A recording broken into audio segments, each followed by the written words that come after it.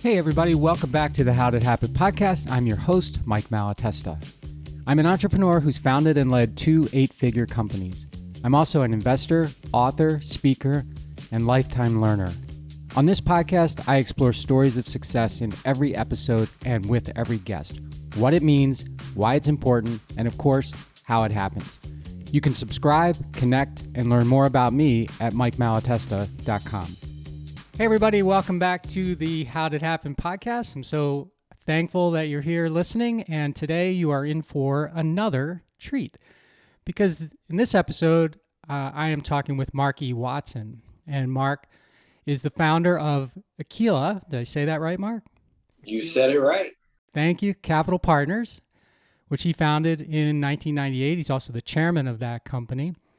And beyond that, Mark is an investor, entrepreneur, serial entrepreneur. Maybe we'll talk a little bit about that, and philanthropist as well.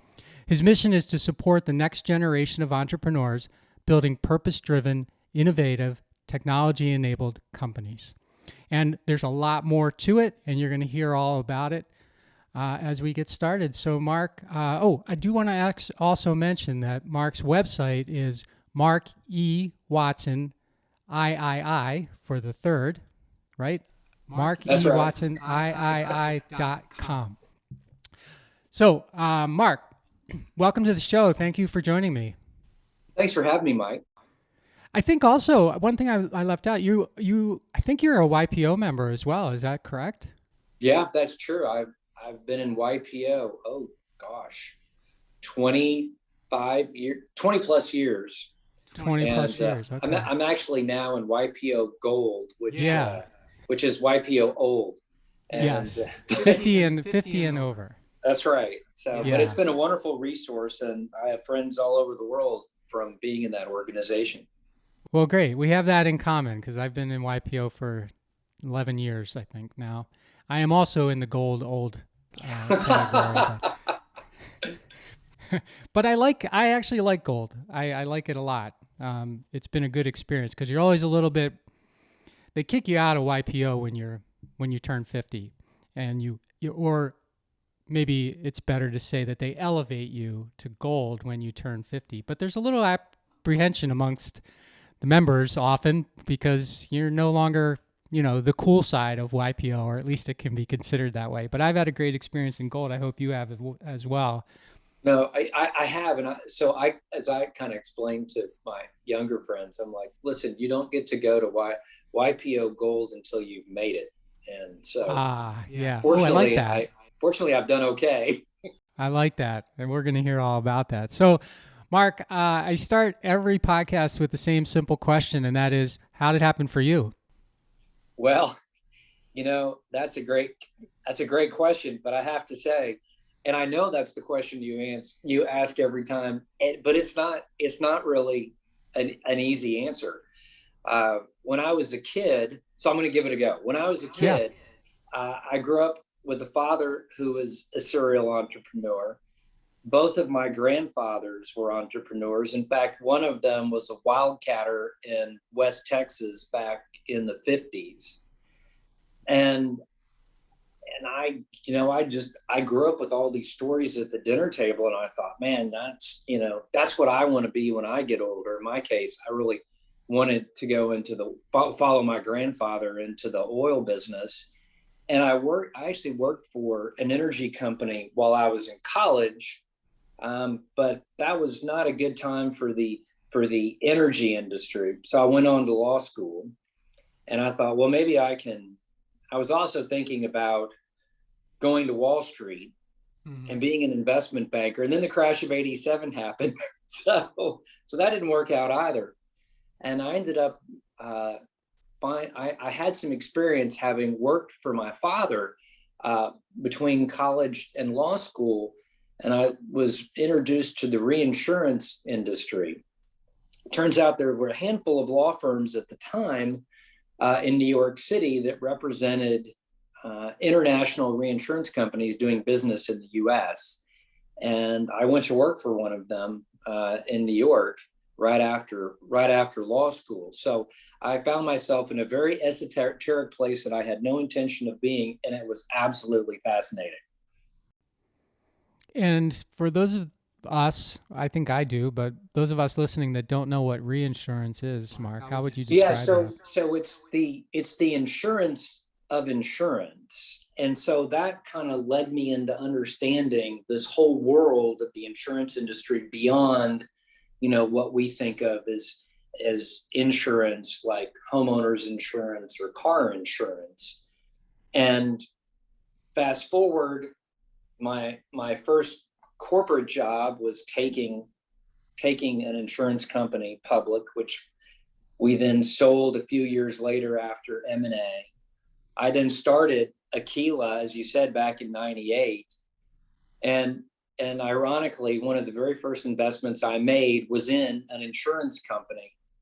But I was only thinking about it as an investor. I didn't realize that my colleagues on the board would convince me to come run the thing. And even then, I thought it would be a 2 or 3 year gig, and then I'd go back to being an investor. And it ended up being a 20-year building project. So that's the how it happened, or that's the beginning of the how it happened. Okay, so I want to dig more into that, but first I want to make sure I cover this reinsurance thing so you went to work for this reinsurance company as an attorney, Mark, or? No, I was practicing law at a law firm in New York whose clients were primarily reinsurance companies from outside the U.S. doing business in the U.S. Okay. So think like Lloyd's of London. That's a great example. Right. Okay, so companies that insure insurance companies, essentially, or they take, and okay, so you started as a lawyer, which is what you went to school for. I know when we were talking before we started, you sort of had this entrepreneurial, proclivity when you were a teenager, and but then you went, and you had this influence from your father and your grandparents, but then you decided to go to law school. Did you want to become a lawyer? Is that what you were thinking, or was it hey, I'm going to put off doing anything, I'm going to go to law school for a few years? And yeah, it's funny. No, I went to law school because I thought it would help me in business. And I actually had interviewed with a number of investment banking firms when I was in my last year at college, and they all said the same thing to me, which is, well, why don't you skip the analyst program, go to law school, and when you come out, we'll hire you as an associate or a VP. And I was like, well, that sounds great. But then, of course, there were no jobs on Wall Street because of the crash of '87. Yeah. And so, I was doing what I think most resourceful people do, is say, well, okay, here's my SWOT analysis, and my skills are, I've got an undergraduate degree in finance. I've got a law degree. I have some understanding of the reinsurance business, and I want to go to New York. I want to practice law, because the other thing I learned when I was in law school, sadly, is you don't really learn how to think like a lawyer and have that. You don't learn all that experience in law school, or at least not when you go to what we used to refer to as a theoretical law school, and which I did. And so I realized I was going to have to practice law for a few years if I really wanted to get the benefit in business. So that was the bad news, because that you probably heard most lawyers work 80 hours a week. Well, I still do, so I guess that didn't change. But I learned a lot, and I use that knowledge every day in my business affairs today. So it was hard at the time, but I'm sure glad I did it. And when you went to the reinsurance company, then you weren't hired as an attorney or general counsel or something. You went for. No. Actually, I was hired as general counsel. Oh, okay, all right. And so that was great, because I had a ringside seat both in all the capital markets activity we did by taking the company public, and also all the M&A activity. So when I joined the company, I think we had like $25 million in revenue. And when we sold it 6 or 7 years later, we had over $250 million of revenue. And almost all of that came from acquisitions. So it was a busy time. And was that one of these deals where you were working for the firm as a lawyer and they were like, hey, Mark, we kind of need a general counsel, or did it come about some other way? No, it came about some other way. So remember that company I mentioned that I worked for between college and law school. So I got a phone call from my dad saying, hey, I know you're enthralled with the capital markets. I know you've been waiting for me to IPO this thing because you keep telling me I should do it. I'm going to do it. Come help me. And so I started out in that role. And 7 years later, I was running I guess I was running 3 of our business units. And so my remit just kept getting bigger. And I'll never forget, I came into his office one day and I said, hey, you've got this surety, but this bonding business. And you might want to think about these things. Who's in charge of that? He goes, well, given that you're the one that's thinking about it, you're in charge now. I was like, no, that's not why I'm here. And he goes, well, have a nice day. Come back in a week and tell me how it's going. So, it looked like you raised your hand for it. I don't know. That's what I thought I saw. Yeah, I guess I was raising my hand, but I didn't clap with my hands. Okay, so anyway, that's kind of go ahead.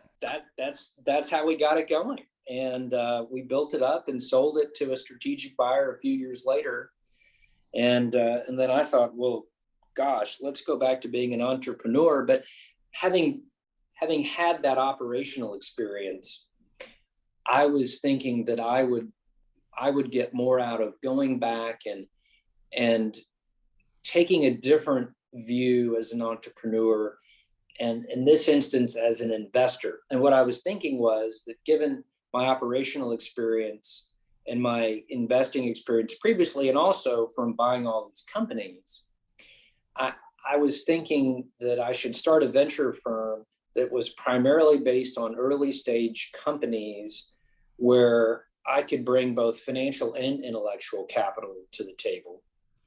And so think of it more colloquially, in the vernacular, as entrepreneurs helping entrepreneurs. Right.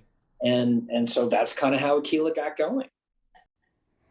So this happens really fast. I mean, you go to law school, you work a couple years at a law firm, you go work for this reinsurance company. They go, in a handful of years or so. I think you might have said 7. I can't remember. So we've covered a decade now. We've covered a decade. So we've covered a decade, and there you are. You've essentially built this thing up, and you've participated in the exit in a meaningful way. Obviously, if you're going to start a venture fund, and I'm thinking to myself, what else was going through your mind at that point? Because you're a young guy, you're in New York City, you've had tremendous success in a short period of time, and you need a new adventure, right? So was it right away you were like, okay, I'm gonna doing a venture fund is the right thing to do, or did you think, well, maybe I'll go be a wildcatter? Things have changed, or I don't know. I'm just.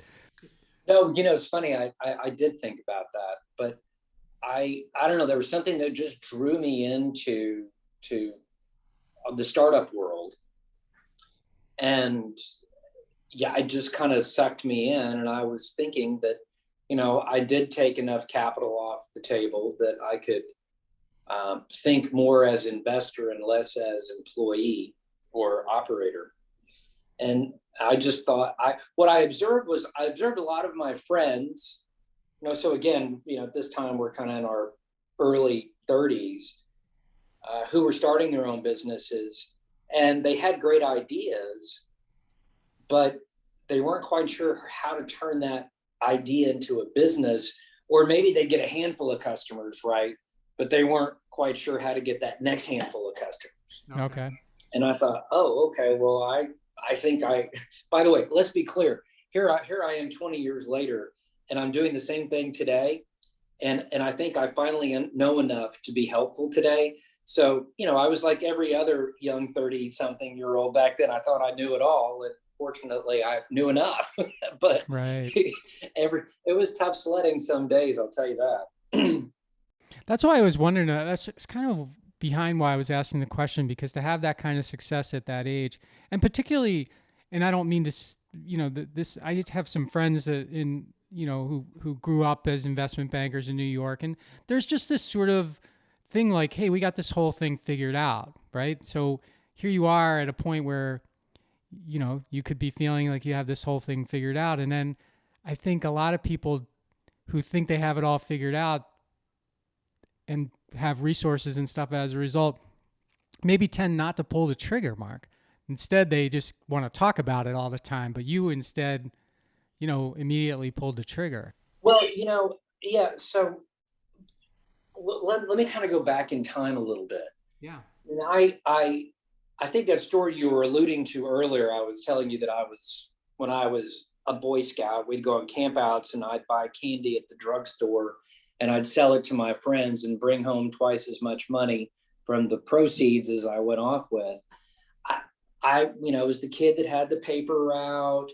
I worked at a scuba shop in high school and was a dive master, diving on oil tankers in the Houston Ship Channel when I was 18 years old. And so I was always working, mainly because I had to. And also, it's funny, my wife was actually reminding me of this last night. I was talking about my father with her because I'm thinking about some of the deals I'm looking at now. And that guy was always working.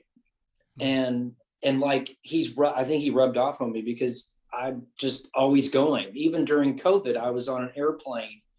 We all locked down in March, right? Well, I got on my first plane and went back to work in July looking for deals. And it's like once it's a little infectious.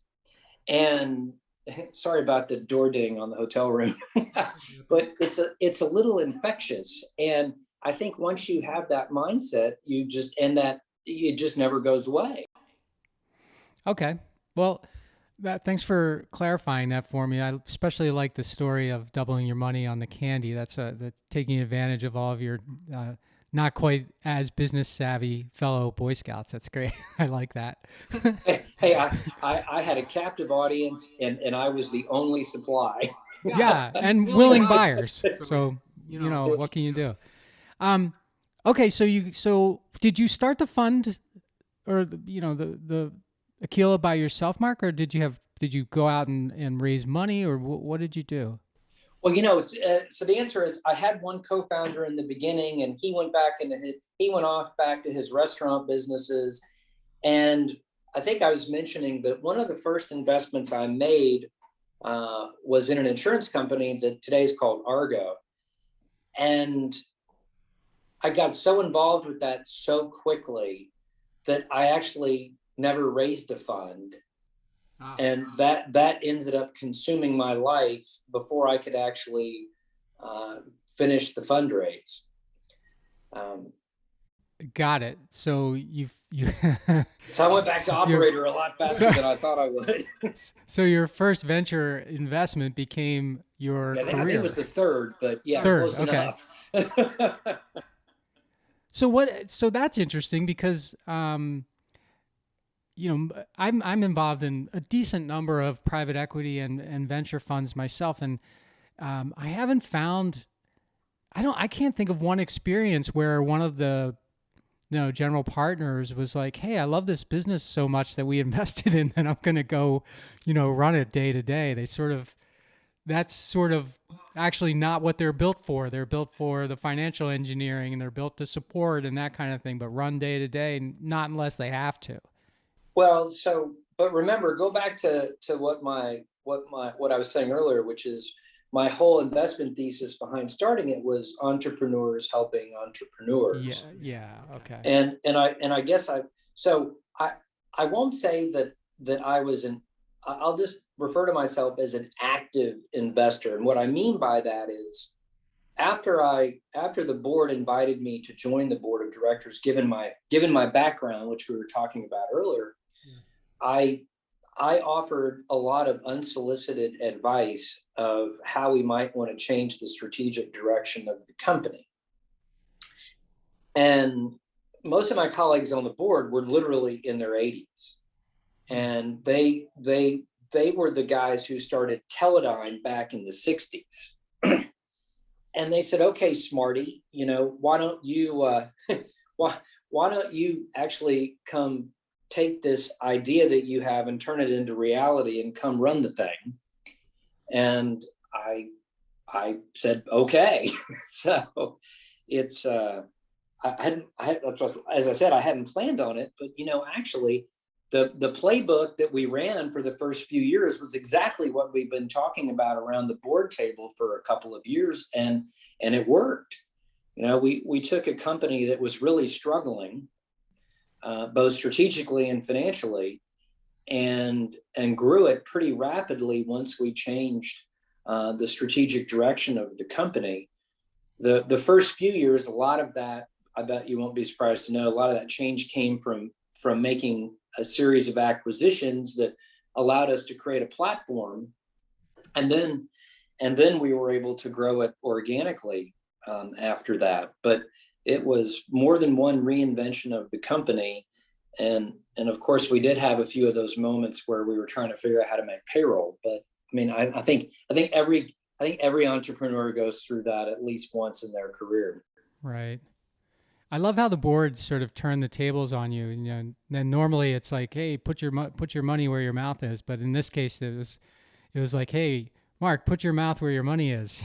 Like, come in if yeah. What was really cool is these guys, they started Teledyne back when they were in their mid-30s, and so they're like, well, look, if we could go build that, why can't you come, turn our company into something? And well, we did. So it was, I'll tell you what, in hindsight, I can't tell you how rewarding it was to have those guys entrust me and the whole team to go build the company. And how can you take us through? I mean, you mentioned the acquisitions and stuff, but how did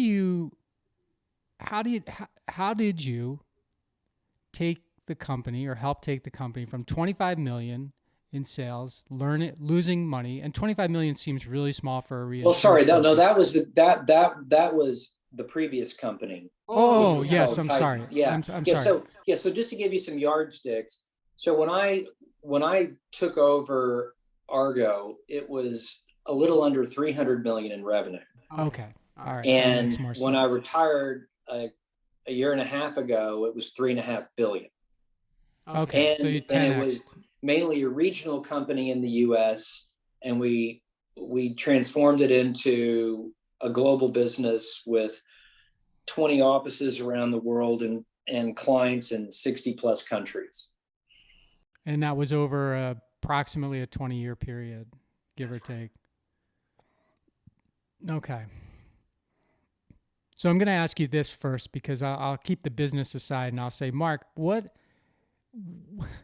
did you not know going into that? Because that's huge, like going into that huge $300 million company, and then leading it to $3.5 billion. What did you not know that you ended up knowing as you went through the tenure there, I guess? So when insurance companies have pretty big balance sheets. And by the way, when I took over the company, it had just celebrated its 50th anniversary. And so, Okay. I mean, that's a testament of time in and of itself for the company.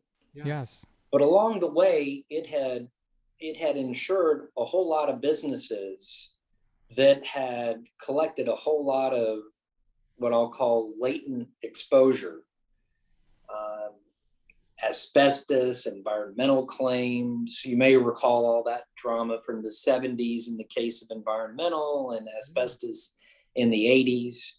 In fact, at one time, the company was the largest medical malpractice insurer in the 70s, and that almost took the company down in the late 70s. And so just to summarize, I would say all these latent exposures were sitting on the balance sheet because the company had been around so long and withstood the test of time.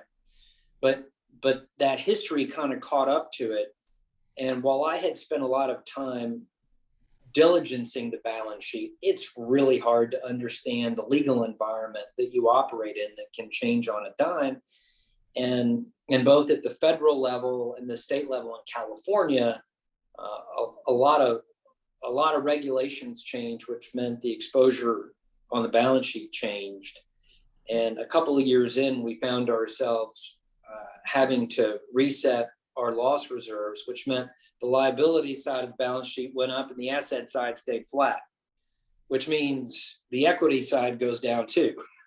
So right. So you'd been insuring risks that nobody considered to be risks at the time that the policy was written, and then later, due to governmental changes or regulatory changes, or just people actually getting sick from certain things, changes the whole dynamic. Is that? That's right, or medical innovation. So people living longer because there is so much more medical. There's so much more help that can be provided from the medical industry today, or the health industry today. So we reset our. So the good news is that we were able to reset our loss reserves, but that meant we had to go raise more capital. And there was about a 6-week period where we were not quite sure where we were going to raise enough capital to keep going. Hence my comment about making payroll. Right. And that I'll have to say in hindsight, that was probably the biggest gut check of, hey man, can you really do this? And I'll never forget one Friday, and the winter, it's raining, and I'm like, how are we going to figure this out? And I'm riding up the elevator from lunch with one of our employees, and he said, just want you to know, my wife, she told me I should get a new job. And I said, why is that? And he said, well, she said, you're going to go out of business and I'm going to need to find another job. And I said, oh, really? And I said, well, what'd you tell her? He said, I told her you'd figure it out and we didn't need to worry. And, at the time we had about 850 employees, and I was trying to figure out how we were going to make payroll for 850 employees. And then I realized it was, how am I going to put food on the table for 850 families? Right.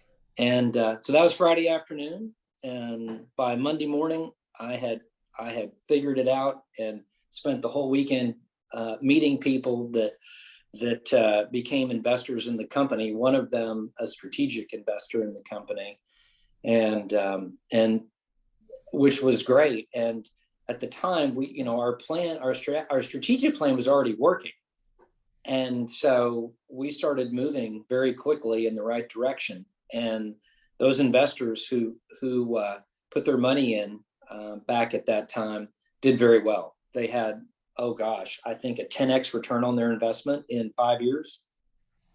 And what was the story you were telling them, Mark? Was it, hey, we're this close with our, you can see the traction of our strategy. I mean, this can be a very good lesson for people who are facing something similar, that it doesn't happen, like you don't go to somebody and go, oh man, our business is it's doing crappy. We might go out. I can't make payroll. Would you invest? It's just that's not how it works. That's right. So, yeah. So the good news is the strategic decisions that we made a couple of years earlier and one key acquisition that we had made were already paying off. Okay. And so we were growing our top line by 30%. And the bottom line from the new business coming on, you could see the profits coming. That we just had to get over this hump of what had happened in the past that we had to account for on our balance sheet in the present. So you could see the growth of the company and where it was headed. And literally we went from just under $300 million to, almost $1 billion 5 or 6 years later in top line. And a lot of that just went straight to the bottom line. And again, that was from both acquisition and organic growth, but a whole lot of it was from making some very good acquisitions. And so the investors could see the numbers from the acquisitions. And by the way, that's not so easy to get right either. And so there was a lot of execution risk, but you could just see in the numbers that it was working. And also we just kind of kept our head down and kept going. Did the fellow that was riding with you in the elevator ever come back and say, "Hey, Mark, see, I was right. I knew you could do it"? Many times over did he do Oh, that. okay, nice. All right. Okay, so you get 20 years in there, and then I can't remember, is the company sold, or what happens? What happens when you end up leaving? I retired, and the company kept on going. Okay. So you wanted to get back to um, helping entrepreneurs, or what was the motivation for you? Were you Well, I've been well. That's a whole another long story for another podcast. But I had when you're planning to do something for a couple of years, and you're planning to be an investor, and you wake up 20 years later, and we were talking about YPO earlier. So this is actually what happened. I'm sitting in the back of a classroom at the Harvard Business School for a program they put on for YPO. Yep. So it's the YPO President's Program. You've probably heard of it. And I'm sitting in the back, and I'm like, man, I know how to do that. Yeah, I know how to do that. And well, plenty of things I was learning too. But I just realized I've been doing, we had reinvented the company 3 or 4 times, and that was all really exciting. But the entrepreneurship was giving way to, can we be better at process? And you probably observed that people who are very entrepreneurial are not so good at process. Mm-hmm. Yeah. So I found that most of my time was being spent doing process, and I just thought, I got to get out and move on. And I've done my time as an operator, and I'd like to go back to being an entrepreneur and being an investor again. So it's really that simple. Okay. At the end of the day, it's really that simple. And the name Aquila, where does that come from? How did you land on that name? Well, so Aquila means eagle, right? Yeah. And to be honest, I was driving down the road, and there's this ski resort up in Colorado near our home in Colorado. And I liked their logo, and I was like, well, that's cool. So anyway, it wasn't called Aquila. And of course, I don't have their logo because they trademarked their logo, but I don't know. The idea just came to me. Okay. That was the inspiration. That was a cool name. Yeah. Okay. So now you're back as an investor entrepreneur. What's your life like now? What are you doing? Well, it's just as sporadic as it was before. I'm still working just as many hours as I was before, but now I'm spending all my time helping the CEOs of the portfolio companies that I've got. Well, not all of them, but there's usually 2 or 3 that call, and it's a different 2 or 3 each time, that need a little help thinking through their strategy and where they want to go next, or can I make a phone call for a client that they've got, or help with the next round of fundraising. There's always something going on. But what's really fun is for every company, building a business is building a business. It really doesn't matter what industry that you're in. And so helping people who've done it for the first time is really, it's rewarding financially and professionally. And it's also, a really nice give back to mainly younger people who are doing it for the first time. And so all those things that I thought I could do 20 years ago, I really can do today. And it's been really rewarding. And I was talking about my wife earlier, and she said, I can tell you're having fun. And I said, why is that? She goes, because it's 10 o'clock at night and you're still on the phone talking to people. And I'm like, yeah, sorry. But I guess I'm back to the same thing again. But it's, when you love what you're doing, it's fun. Yeah. Yeah, it sure is. It definitely beats the alternative, Mark, doesn't it? Well, it's funny you say that, because one of my mentors was actually one of the original investors in Teledyne and then Argo, and he's in his mid-90s today. He still goes to work every day, and every time he and I get together, which is 2 or 3 times a year, so now going on 25 years, he asked me if I'm going to retire. And I said no. And he's like, that's good, because my friends who retired, they're not doing very well. And look at me, I'm still doing okay. And I think you ought to think about that. And I look around my friends who, are in their 70s and 80s, who are still working, which means they're still mentoring me.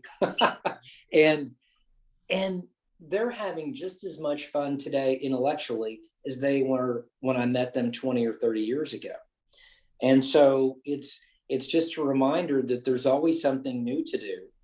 And it's fun. I mean, if you find that right reason to get up in the morning and go hit it, that's what matters, right? I mean, by the way, it could just as easily be a hobby. It doesn't have to be building a business. That just happens to be my hobby.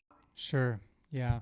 And it's so, it's interesting you say that, because I always think of myself as someone who is not going to retire, because I feel like there's always going to be some new challenge in front of me that I'm curious about and that I want to pursue.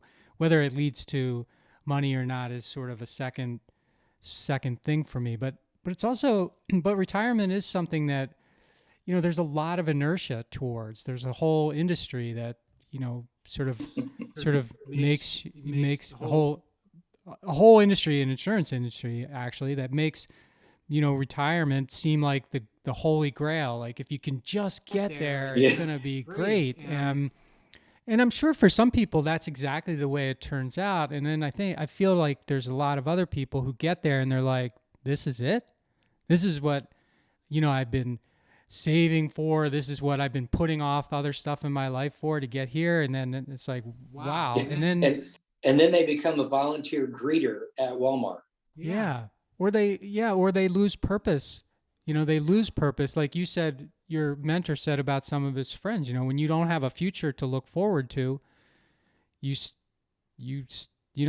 stuck, say, in the past. And it's just interesting. But right now is such an interesting time in the history of business, because technology is so available and so inexpensive to so many different businesses. I mean, there are things that, and by the way, that was another reason that I wanted to kind of move on from Argo is,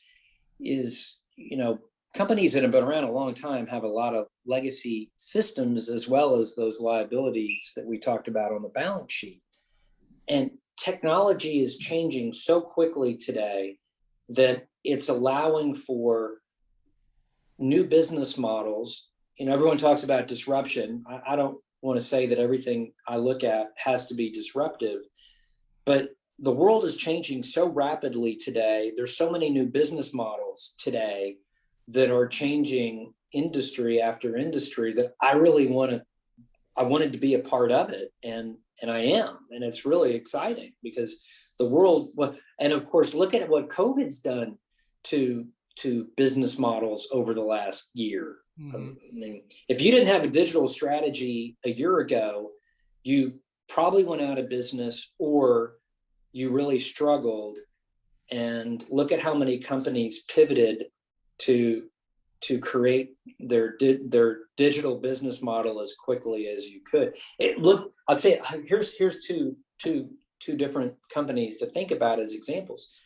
So Nike had already started their online store, but it wasn't the majority of their revenue.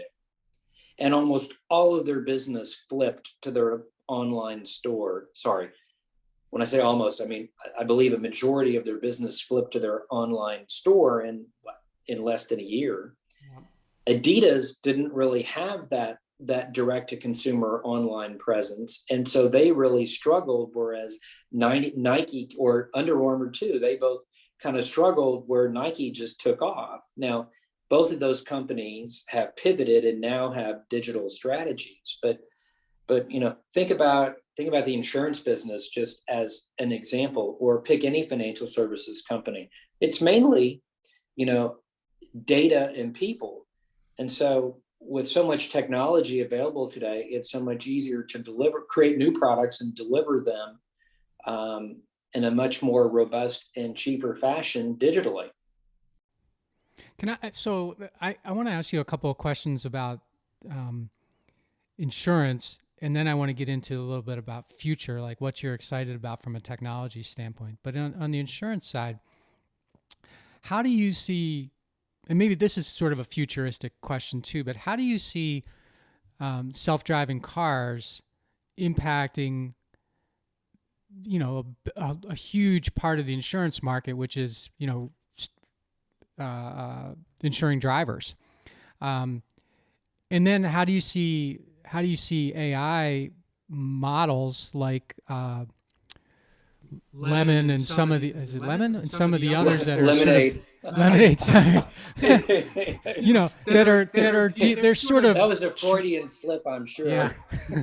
They're sort of they're sort of working on democratizing the insurance world. So two questions there, both related to the future of regular insurance, and these might not be. Yeah. So let's take them in reverse order. Yeah. So one of the, we're talking about differences in business models with technology, and actually Lemonade is both a good and not so good example of that. It's a good example in that the founders of Lemonade recognized that the user experience for consumer insurance, or frankly all insurance for that matter, is not very good. And so they figured out a way to create a much better front-end user experience for their customer base, which until recently was young people, first time renters of apartments, and providing renters insurance. So, home insurance for people who are renting, right? And the user experience is really good, but the product that you're actually buying is actually just a commodity. It's the same insurance product that every other insurance company is selling. They just do a better job of selling it with the user experience. And now, as they expand their product offering and try and get into homeowners insurance and to car insurance, that's a little bit more complex. It's one thing to say, hey, send me a picture of, whatever was in your apartment is not there, to your home burns down and or you get in this massive car accident. So the claims handling process, which again is a user experience, is going to be vastly different than the short answer. So I think there's a lot to be learned, and I'm sure that they'll learn it. But to kind of segue into car insurance, from self-driving cars, you're right. But first, let me say, people have been talking about self-driving cars for a decade, and we still don't have them. And the release date for when self-driving cars will really be on the road keeps getting pushed back. But I think it's inevitable. And of course, as you pointed out a minute ago, Mike, when you buy car insurance today, you're insuring yourself, the driver, whereas in a self-driving car, the policyholder is probably the car manufacturer.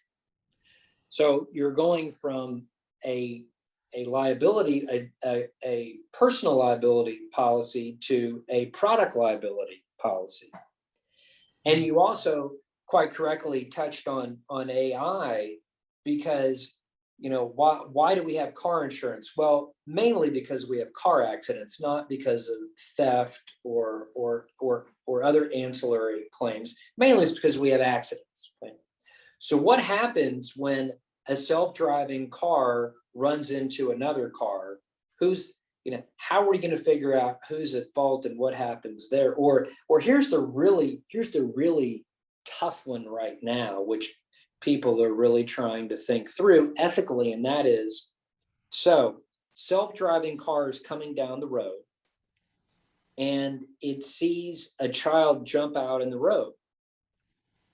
If it swerves to miss the child in the road, it's going to hit an oncoming car and kill the people in the self-driving car and the people in the car it collides into. So from a societal perspective, would it be better off to just go straight and drive over the child and only kill the child versus have the collision and kill the people in the two cars? Right. Now, maybe that's not what you meant by AI, but these are real ethical and moral issues that have to be sorted out before self-driving cars get on the road. Interestingly, though, that's no different than, say, I'm using the same thing and saying, but putting me behind the wheel and saying I'm driving. I still have the exact same dilemma when it comes to that situation, right? Right, but when it happens to you, it happens at that moment and it's impulsive. What I'm talking about is premeditated. It's in the code of the car, and it's designed before the car gets delivered to the consumer. So the consumer can't choose, right? The product manufacturer chooses. Good, better brakes. That's how you solve that. So you don't hit. Yeah, well, we're not going to solve it today, but quantum I'm just brakes explaining why I think there's some real issues to be sorted out. But by the way, I'm looking forward to the day when if I'm just going to go get on a freeway, that the car can do the driving and I can do something else. And have you seen those cars? Speaking about technological innovation, have you seen those cars that have the conference table in the middle and the seats face each other and there is no steering wheel? I have, yes. They're cool. Yes. They're very cool. They're very cool. It would be tremendous to not have to worry about driving, even though I actually like driving. But to me, it would be tremendous to be able to get in a car and just do whatever I want and show up safely, ready to go wherever I'm supposed to go. Yeah, well, look, I'm like you. When I'm in work mode, that I'd prefer that.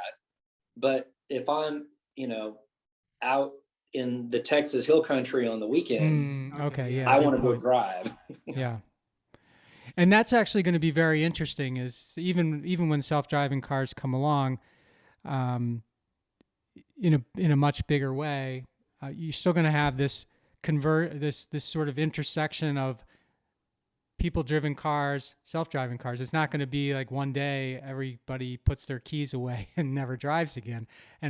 So you've got that component too. But anyway, whole nother story. I don't want to get into that, but I do want to get into what you're most excited about, from a technology-enabled, like from an investment and entrepreneurial standpoint right now.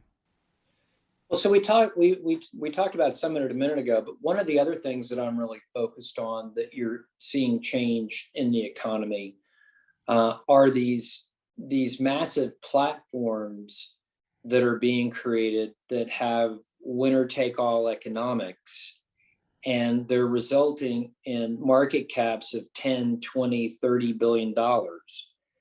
And so I've been really focused on finding companies that I think have I'll just say potential, because it's really hard to pull off, but have the potential to become a platform. And there's one company in the Aquila portfolio that I think is well on its way to becoming a platform and achieving some of those platform economics. And it's not in the insurance industry. It's actually in the hospitality industry, but it's a software company that's morphed itself into a multi-sided platform. And do you, are your portfolio companies on your website, or do you keep are those private for how do you? Well, they're on the not all of them, but most of them are on the Aquila Capital website, and that website's aquilavc.com. AquilaVC.com. Okay. So I guess I wanted to ask you a couple of other things before we end, Mark. One is this personal brand that you seem to be developing. So you've got your own website now. You're not doing everything through Aquila, and that always fascinates me. I have my own website as well. But I did it for my podcast and stuff, and I kind of didn't put much more thought into it. But are you intentionally, looking to build awareness of the Mark E. Watson brand? And if so, what led you down that path? So the two websites were very intentional, but not for brand building purposes. Okay. For my personal website, I wanted to focus that more on leadership and helping business leaders build their toolbox. And so over time, this is still a work in progress. But over time, I wanted to take all my know-how or lessons learned or not learned and put them out there, in kind of the toolbox for people to use. So kind of like, a reference manual. So books that have helped me along the way, other key people that have great skills that they can access. I wanted it to be kind of more of a reference place for business leaders and a place to think about leadership. And so the Aquila website is just purely investing. Okay, got it. And since you mentioned it, books, what are one or two of your, favorite, most impactful books that you recommend to people? John Doerr's book that came out a couple of years ago on OKRs, Brad Smart's trilogy of books on top grading. So that's, his brand of selection. Any book from Ram Charan. Full disclosure, he's been an advisor to me for 20 years, but he wrote a book with Larry Bossidy called Execution. I think that's a pretty helpful book to anybody. But he also wrote a very small little book about how to, build a profitable company. And I mean, it's like a 2-hour read, but it's one of those books that you ought to go back and read every year just to remind yourself of what it really takes to make money. And he begins his story by talking about, how his family made money with the fruit stand that they had, or the vegetable stand they had in India. And of course, he left India and went on to become very successful as both student of Harvard Business School, faculty member of Harvard Business School, and advisor to Jack Welch, among others. Mm-hmm. And what is that little book called? Do you remember the title of that? Yeah, I think it's called, I've read it so many times you think I'd remember the name, but it's called, I think it's called Sustainable Profitable Growth. But Okay. So I was reading this article that you that featured you in Leaders Magazine, which, by the way, I was not familiar with Leaders Magazine. When I first saw that, I thought to myself, oh, okay, this is that YPO sort of Real Leaders Magazine, but it's different. But anyway, they asked you this question, and I was just fascinated by your answer. So this is the question they asked you. During this difficult and uncertain time, and I think this was from late 2020 maybe, what would you say to young people across the country who are deeply concerned and uncertain about the future? And you said a lot. Basically, you said, stay off the sidelines, realize that you can create structural change in any space, put down your signs and your phone. That really got my attention, because those will not lead to a sustainable, structurally changed future that you want. Can't hashtag your way to the future. I thought that was brilliant too. So Tell me more. Well, that's the answer, right? And it's also in the context of what we've been talking about for the last few minutes, which is the world is changing rapidly around us, and it's becoming more and more digital, which means it's becoming more and more democratic, and it's becoming more. It's much easier to get involved today than it's ever been, and so much more of the economy is going to be peer to peer. You don't have to go join some large, gigantic company. You can go hang out your own shingle. A minute ago, you were asking me if I was trying to build my own brand, because that's become a very popular thing to do. Yes. Because peer-to-peer business is becoming so pervasive in the economy. And I think will become more so. And you've got enabling platforms to do that, like Amazon and Facebook. Funny, people think of Facebook as this big bad company, and to the extent it's encroaching upon our private lives, I think that's true. But look at the marketing ability of small business owners to actually target their customers today much, much more effectively than they could with, all those mailer things that show up on your post office box at home. And so there's just, every part of the economy is being turned upside down, and it's an invitation for young people that have got great ideas and energy and passion to just show up and go do it. And that's what I was getting at in the article. And I feel more strongly about it today than I did then.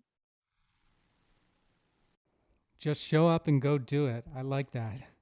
That's a great place for us to end, Mark. That's fantastic. This has been so much fun getting to know you and learning about your experiences and sharing them.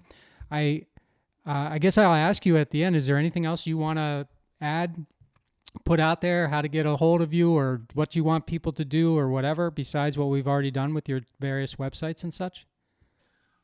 Well, first, I think you ended on a great spot. If people do want to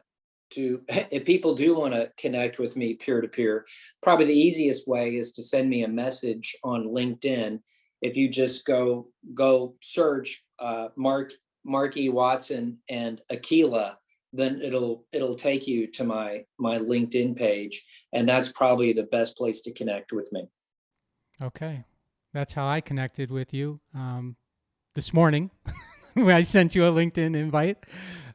So I'm looking forward to being part of your network. And Mark, it's just been so great to have you on. Thanks so much for doing this. Yeah, it's a pleasure. Thanks for the time, Mike. Thanks for listening to this episode of the How Did Happen podcast, where we believe that success doesn't happen unless you make it happen. You can subscribe to the podcast on Apple Podcasts, Google Podcasts, Stitcher, or wherever you like to listen.